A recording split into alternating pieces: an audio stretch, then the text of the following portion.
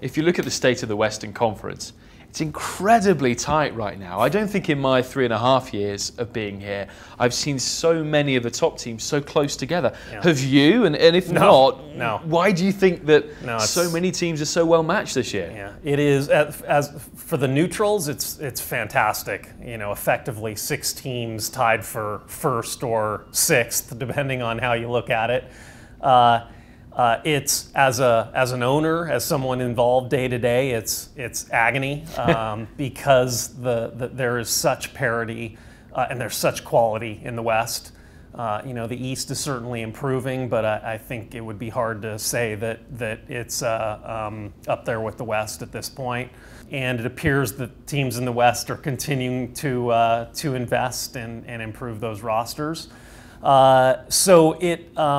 You know, again, it's exciting for the fans, causes, you know, heart and stomach problems for owners and people involved on the team side. But I think it's great, you know, it's great for the fans. And I don't see it changing in the near future either. You mentioned some of the new money that's coming into the league, that every MLS team will get a new pot of cash to sign a high quality player. It's called Targeted Allocation Money. Mm-hmm.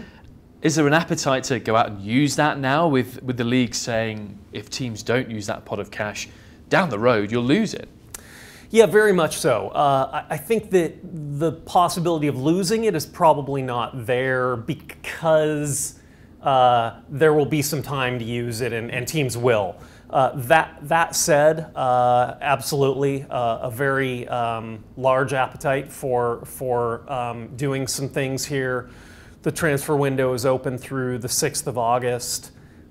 We are busily working on some ideas, some deals. You know, those, as we know in football, can fall through like that. But we're confident that we're working on some very exciting things that will make our team better.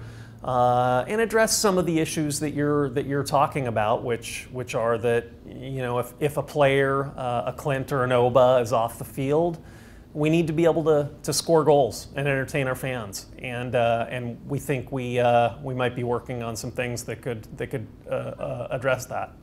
There've been a series of adverse events on the club recently, stemming, I think, from the start of the US Open Cup, and you said, probably a day or so after, look, this is not our proudest moment for the club. How would you assess what's happened since then, and what steps have you taken as a club to address them? Well, I mean, look, individual actions are something that we can't necessarily prevent or do anything about. We need to run a great club, a great culture, a great brand. We need great leadership. And it starts with me, but we feel like we're doing all the right things in our organization to run a very responsible and a top-class organization. And I suppose for me, the testament to that are a couple of things. One, our fans continue to come out, support us massively. For that, we are so thankful. And the second is that I run into a lot of fans on the street, and when we're going through a slump and a stretch like this, I'm not always the happiest to be out on the street and have fans engage me, but to an individual fan, it has been positive every single interaction, which is, hey, look, we're going through tough times, but we're behind you. We know we're going to get it right. We're getting our players back. We still love this club. It's all positive. And so, you know, and I think that, I guess, I'd like to think that that's the result of a lot of goodwill and equity that we've built up over the years, trust, if you will, that we're going to do the right things, that we're going to get it right, that, you know, I, as one of the leaders of the club, am from Seattle. This is my home. This is my community. I care desperately about our community and how the Sounders interact and are part of that community.